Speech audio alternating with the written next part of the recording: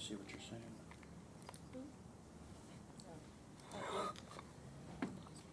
No, I've got, I'm just making notes on this as my draft.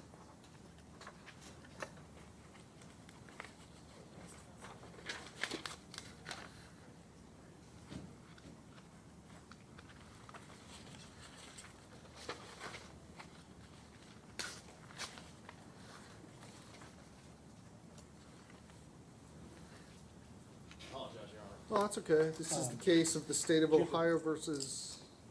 Can I ask, inquire of council just one thing before we begin? Sure. Do you have the paperwork?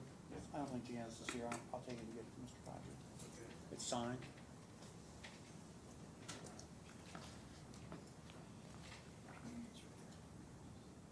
He signed it? Yep. I'm signing. What's it? Take fingers. Yep. This is the case of the state of Ohio versus Aaron Pitman, 22 CR 39848. Present before the court is Mr. Pitman, right? Yes, Your Honor. Presented by Mr. Grassi with Mr. Arnold and Ms. Horvath from the prosecutor's office, Officer O'Toole from probation. We are here today for sentencing. Has everybody had the opportunity to review the PSI? Yes, Your Honor. Any reason not to go forward with sentence today? Not from the defendant's perspective, Your Honor. All right. Mr. Arnold, I understand that the victims have been notified and they may be watching on the court's remote feed. That is correct, Your Honor. In addition, we've received a number of victim impact statements or letters from various victims. Those items, I believe, were provided to the court, and the court has had an opportunity, Alderman Chambers, you've had an opportunity to review those statements. Yes, I did read them. All right. On behalf of the state? Thank you, Your Honor. As a couple of preliminary housekeeping matters, the consent decree or cease and desist order, which we specified as a condition of the plea agreement in this case, has been signed. I expected that Attorney Inspector Janice Hitzman from the Division of Securities would be here today. And I don't know why she's not here yet, but Mr. Kaiser's here, and I will make sure that gets back to the Division of Securities. With regard to restitution, we've made available to the court a spreadsheet, the hard copy, and I will send it to you electronically as well, which breaks down the restitution due these various victims. I would ask the court in a separate order, which I will submit to the court, to order the future restitution be allocated in the percentages set forth in that particular document. Thirdly, as a housekeeping matter, if the court at some point considers community control, we are going to ask that you require the defendant to make a full and complete disclosure of his financial affairs. I know you're interested in whether or not he accomplishes all the goals that the court will set forth for him, but we are equally interested in making sure that there's no similar conduct going forward. and so that the court has a full understanding of the breadth of the, in our view, fraud that was before you. And counsel, I would refer you to Schedule K that was in the original investigation. Between the period of June of 2014 and June of 2018, the defendants received $2,936,364 as part of this marijuana growing scheme. Now, why do you not have a $2.9 million case before you today? Some of those were time barred by the statute of limitations. Some of those were resolved by in what, in our view, were preferential payments to certain investors over others. And certain investors were just kind of ashamed of what happened and declined to be involved in this further. But I think that gives you a scope of the activities of this defendant and his co-defendant. With regard to the pretrial statement submitted by the defense, in particular, I will defer to Mr. Kaiser, who pointed out several things to me. With regard to SEM Technologies, which the defendant claimed to be an officer of, that's a Delaware LLC, which is also heavily involved in these type of activities. and several complaints have been received against that by the Department of Commerce. Most of those are in Kentucky or outside the statute of limitations, so we're not aware of any pending criminal litigation as a result of that. But these again show you the breadth of the fraud in this case. With regard to his offer to join Carship as a vice president, that is an entity owned and operated by his wife, Rachel Pitman, and it is an entity which was the recipient of funds distributed wrongfully in this case. With regard to the Meigs County case, which is sort of, I guess the defendant tries to explain it as not as serious as it was. The investigators involved in that case say that it was the most clear-cut case of fraud that they had ever seen. There were many other victims, some of whom were settled using funds from this investment scheme to pay them off. Indeed, there was at least a $200,000 payment made to a Cincinnati law firm, which was part of that. Over $116,000 went directly to Mr. Pitman based on their analysis. I think the Meigs County case is also important because, again, it shows the breadth of his activities, the numerous victims, literally all over the United States, in fact, in some foreign countries as well.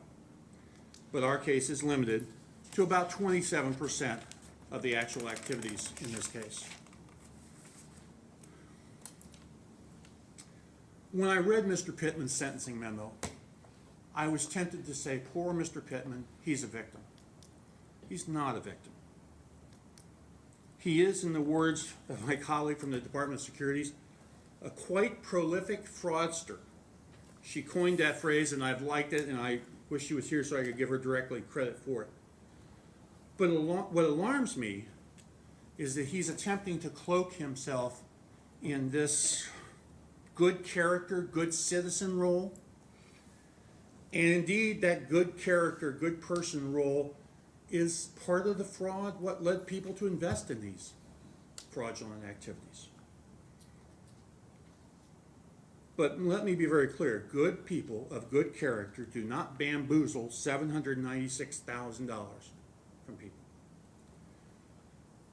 He wants to clothe himself with this cloak of good character, but in fact, he was a charlatan, a con man who bilked these investors and others of hundreds of thousands of dollars.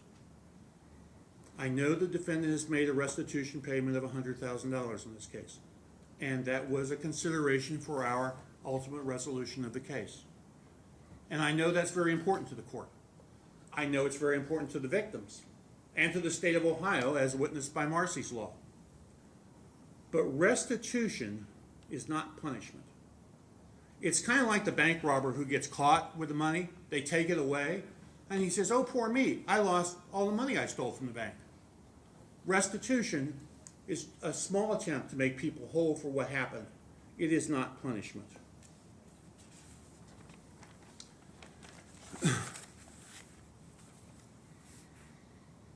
We're all glad, and I think it's consistent with the goals of the criminal justice system, to see that the victims will receive some small amount of restitution. I do differ with the claim that the defendant should only be responsible for half of that amount, because this wasn't a 50-50 deal. Both he and his co-defendant were 100% involved in this scheme. These cases carry a presumption of prison, and I know the court has a plan for how to deal with this case, and you've been very forthright with us, but that is not punishment. Stealing $796,000 deserves to go to prison. Recently we had a case of a person who embezzled over $1.3 million from one of their clients, who was a broker. Before he was indicted, he paid back $250,000 and ended up will be serving 15 years in prison. Mr. Pittman's case and his behavior is no less egregious in this case. We applaud the court's efforts to see the restitution is made, but punishment is also in order in this case. And for that reason, we ask that the court impose a sentence and imprison the defendant at the Department of Corrections. Thank you, Your Honor.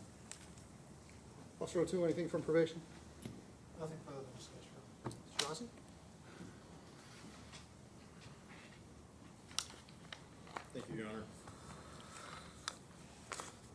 Your Honor, we've submitted a sentencing memo wherein we're asking the court to impose a sanction of community control on Mr. Pitman without a special condition requiring jail time. Before I go into kind of some of the factors that we've discussed in there, I want to address just a couple things that the prosecutor just said.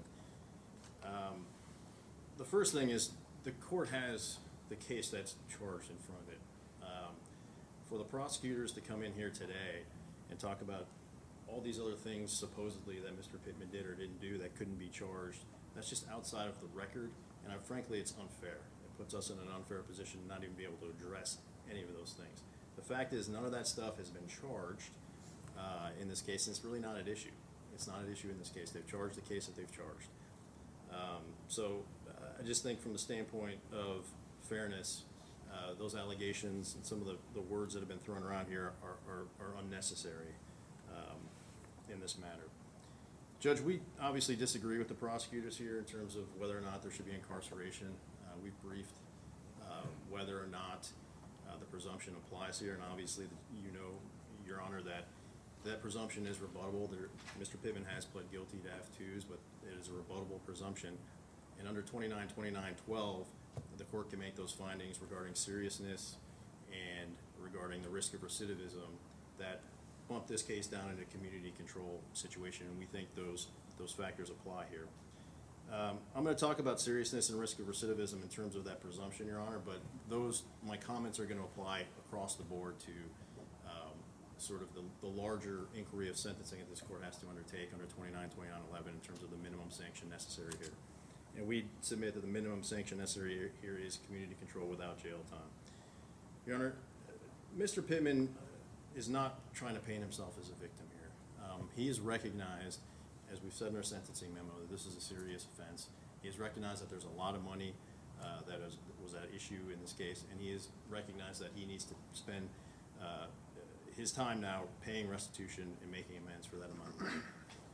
Our argument regarding seriousness was only to point out that seriousness is in the eye of the beholder in some regards. And so the fact that this is a big case in terms of money, $796,000, doesn't necessarily make this case more serious to the victims than a smaller case. That was the point we're trying to make in our memorandum. We'd stand by that point. But even if that aggravating factor of serious economic harm is applied here, we've pointed out this is a nonviolent offense, Your Honor. And also, while Mr. Arnold rightly points out that money was lost to investors, the fact is these were not sham investments. Mr. Arnold has cited Mr. Kaiser's report in terms of the amount of money that was taken into these LLCs, but Mr. Kaiser's report also shows that a lot of money was spent on actual business purposes in this regard. So you have $1.3 million being spent on farming supplies, on land. There was land purchased. There were greenhouses constructed on this land, and there was marijuana and marijuana trim grown and cultivated in these businesses. So to say this is a prolific fraud and sham and this sort of thing, it's just not the case. Mr. Pitman, when he was talking to these investors, believed that these investments could yield money for the investors. This wasn't a straight-out sham or anything like that. We think that places this case apart from a straight fraud case, the kind of case that, frankly, Mr. Arnold's trying to paint this as. I just don't think that that's the case in this situation, and the court should take that into account. Your Honor, in terms of recidivism, and I'll go back to the prosecutor's comment about prolific fraudster and things of that nature.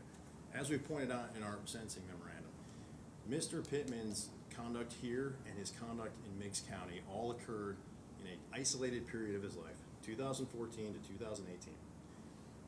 Mr. Pitman was 26 years old to 30 years old at that point in his life.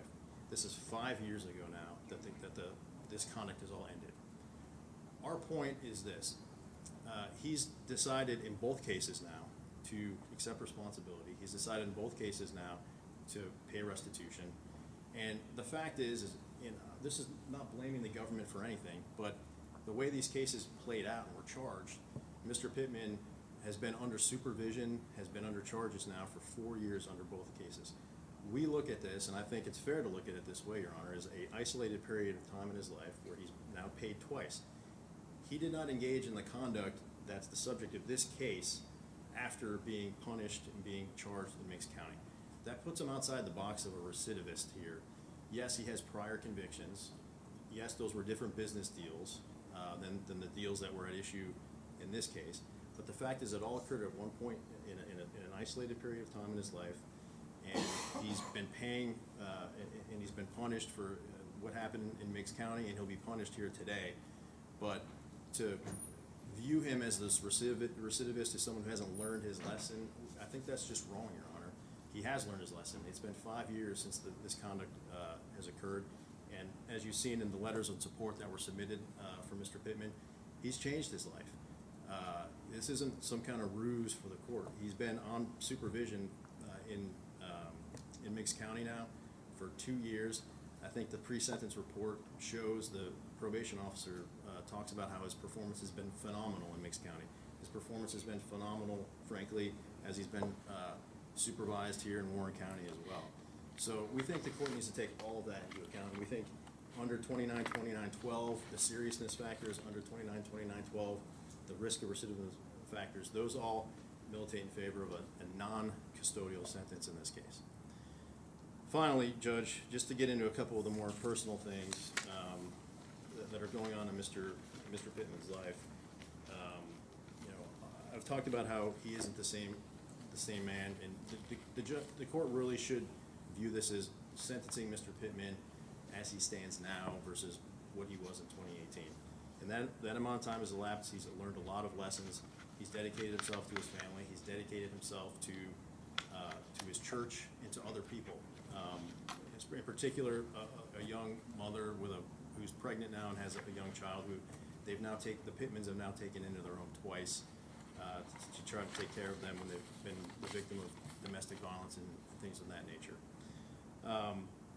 And I don't use the word unique or extraordinary very often, or either of those words very often, Your Honor, because I don't think they apply in most circumstances. But I do think there are extraordinary circumstances with respect to Mr. Pittman's home life here that weren't letting him stay free from custody for any significant period of time. The first is that his wife, Rachel, is pregnant with her 5th child, and she's due in February. The second one is that they've got 5 other kids at home that they have to take care of, and they've recently, again, had this young mother with her child, and she's due coming up here in November. So Mr. Pitman, frankly, is needed at home, perhaps more than any other defendant I've ever seen. And I was on this side of the V for a long time, Your Honor. The family circumstances here, I think, are extraordinary, and you should take that into account in terms of whether or not to send him to jail for the crimes that he's committed. Your Honor, in terms of restitution, we're not contesting the restitution amounts here at all. In fact, there's a $25,000 restitution amount that's associated with an individual named Colby Fox, who is not essentially that amount was related to a charge that's going to be dropped by the state. And we, frankly, have submitted some information to the prosecutor indicating that whatever the prosecutor thought happened there didn't actually happen, and that money that came from Mr. Fox went to exactly where it was supposed to go. But even then, Mr. Pittman's dedication to restitution and making things right, he's not contesting the restitution amount in this case. We are asking, however, for a bifurcated or a 50-50 split between Mr. Pitman and Mr. Goldschmidt. We think that's appropriate for a couple of reasons. The first one is we still think that allows the court to fulfill its obligation under the restitution statute to provide full restitution to the victims of 50% for Mr. Pitman. Mr. Dross, you can save your breath on that one. There is no way that I'm not going to order that this restitution be joint and several. Okay, That's just not going to happen. Your Honor, I will save my breath on that one. To sum up, Your Honor, we do think that under the sentencing factors, the court's analysis here, what is the minimum sanction necessary to fulfill the purposes of sentencing under Ohio law? Our position, for all the reasons that I've stated, all the reasons that have been submitted in the sentencing memo, is that minimum sanction is a community-controlled sanction that does not require a special condition of jail time. One other request, Your Honor, would be that if the court is inclined to sentence Mr. Pitman any jail time, it allow Mr. Pitman a couple of days at least to get his affairs in order before having to report to jail. We have the issue of the $50,000 bail Yes, Your Honor. that was posted. Where are we at on that? Your Honor, may I have a moment to talk to Sure. Mr. Pitman?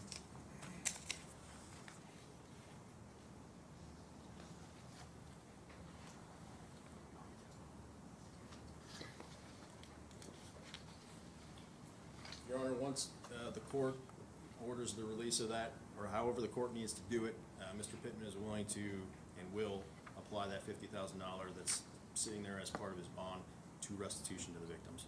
So we might as well just put that in the sentencing entry, right? $50,000 that's being held by the clerk as a bail goes to restitution. Yes, Your Honor. Mr. Pittman, you get the last word in all this. What do you want to tell me? Thank you, Your Honor.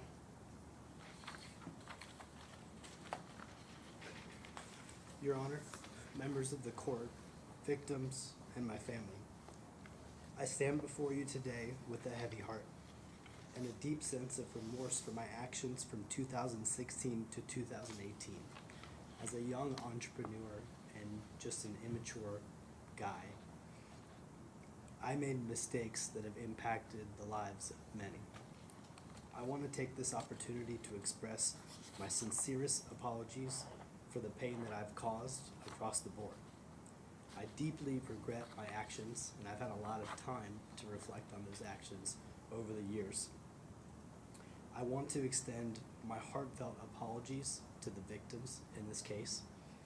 I take 100% responsibility for my role in this case, and I'm committed to making amends in the way that I can, which is, in this case, restitution. To my family, I am deeply sorry for the pain and disappointment that my actions have caused. I understand the burden that this has caused across the board to the family as well. And as we face a new chapter with our 5th child being due at the end of February, I'm more determined than ever to be able to move forward with my life and be on the straight path. Furthermore, I want to apologize to people like directly or indirectly involved that maybe not even been mentioned here today, because there's collateral damage when this stuff happens. And I want to take responsibility for that by having that on the record. I've spent a lot of time in reflection since 2018, and I'm a different person, Your Honor. Jesus wasn't as important to me when I was younger, and Jesus is important to me. He's my everything now. And I know you probably hear that a lot in these types of situations, but if you were to talk to the people that I spend time with on a daily basis, my life is dedicated towards making a positive impact on society. And as weirdly as it might sound, what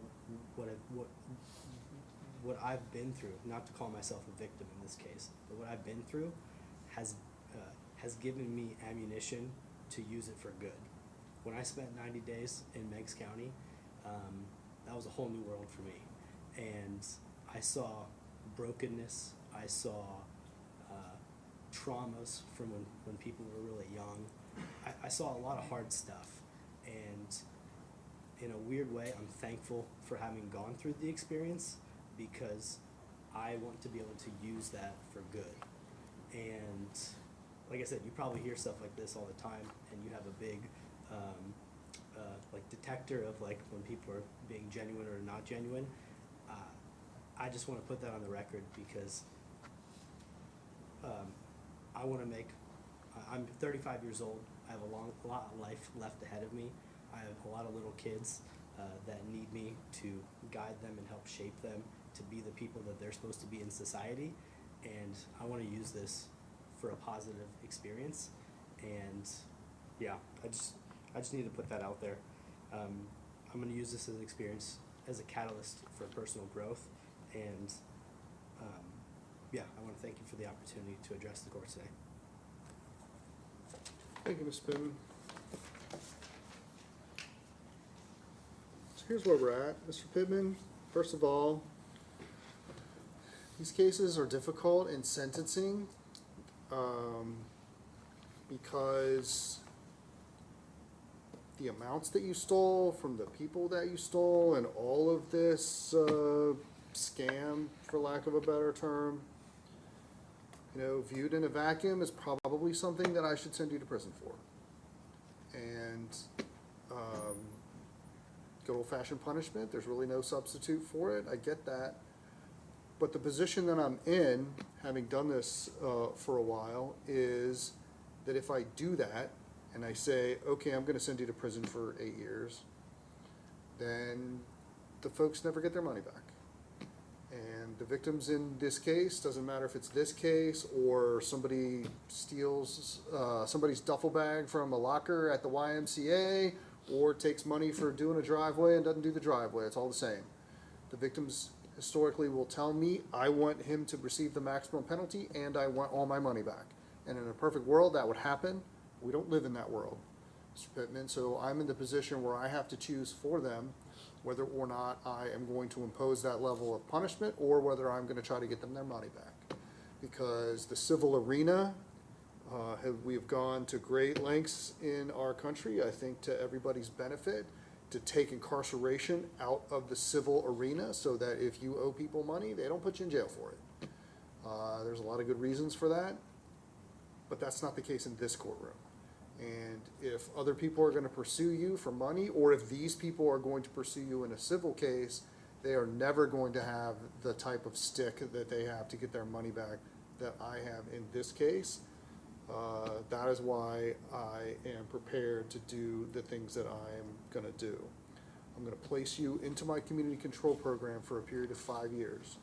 I'm going to impose upon you the standard rules of community control, but I'm not going to concern myself with drug and alcohol assessments and thinking for a change and corrective thinking. I'm not going to concern myself with all of those things, at least at this point, because the thing that I am most interested in, Mr. Pittman, is getting restitution. Restitution by agreement is set at $796,000, which is joint and several. That means that you and Mr. Goldschmidt both owe that complete amount, but you get a credit for what the other person pays. I'm going to give you credit for the 3 days in jail that you have already done, and I'm going to order that you serve 90 days in the county jail. I'm going to order that the 45 days, the first half of that, begin serving within the next week, so I don't have a problem with you having a couple of days to get things scheduled. Probably the easiest way to do that is to have him report to you and you do a commitment, right, Officer O'Toole? So we'll have him begin doing those 45 days, and then I'm going to release you from jail, and we're going to get on a payment plan. Your half of this, it's not that you don't still owe the whole thing, but your half of it is, I calculate a very rough calculation, $4,200 a month. So you are going to start paying $4,200 a month, and I'm going to review this case in 6 months. If I am getting the payments like I expect that I will, then we're going to continue to stay the remainder of the local jail time as long as we get payments and we're moving forward in the restitution. At some point in this case, Mr. Pittman, if you're not paying or your co-defendant is not paying and you're going to end up owing more than this, I have to make a painful decision in this case, which is whether or not I'm going to give up on the payments that are being made, even if they are not to the level that I hope they are, to either just go back to the punishment that Mr. Arnold was talking about, or to try to coerce you into making full and final restitution. I get that it's not punishment, but it's the best we can do under the poor circumstances that we have here. I'm not going to impose a fine. I am going to impose the costs. It is going to be a special term of your probation that you enter into this cease and desist order that satisfies the Department of Commerce, and you are to make sure that you enter into that, and you need to abide by it. If you violate the terms of your supervision or you leave the state without permission, I could sentence you to up to the maximum penalty in this case, which is 8 to 12 years in prison on each of these second-degree felonies and 36 months in prison on each of these two third-degree felonies. Is there anything else we need to do? Anything that I forgot? Do you want me to put in the order that he shall pay not less than $4,200 per month toward restitution? I don't think that needs to be in our order because I'm gonna review this in 6 months, put it on for a probation review in 6 months. And, don't call it a probation review, call it a status conference. We'll put it on for a status conference in 6 months and we'll see where he is. You want council present for that? If you guys wanna come, you can come, but it's a money hearing. He either got it or he doesn't. And if he doesn't, he goes to jail. So if you guys wanna show up, you can.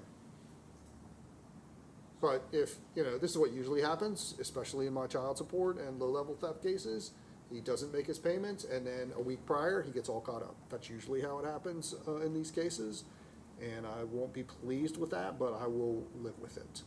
But $4,200 a month is what it's gonna take if you wanna be home taking care of your other responsibilities. Anything else? One moment, yeah. The bond is technically posted by his wife. No, I think the bond is received from and in his name, so I Okay. think we're okay putting an entry down. But if there's something else that needs to happen. I'm sure we'll hear from the To clerk. make that happen, then Officer O'Toole can have that paperwork ready for Mr. Pitman to execute at the next meeting. What else? All right, finally, Mr. Pitman, you have the right to appeal this to the 12th District Court of Appeals in Middletown. If you don't have the funds to hire a lawyer to obtain a transcript or to pay the costs, they will all be provided to you without charge. Good luck to you. Thank you, Your Honor.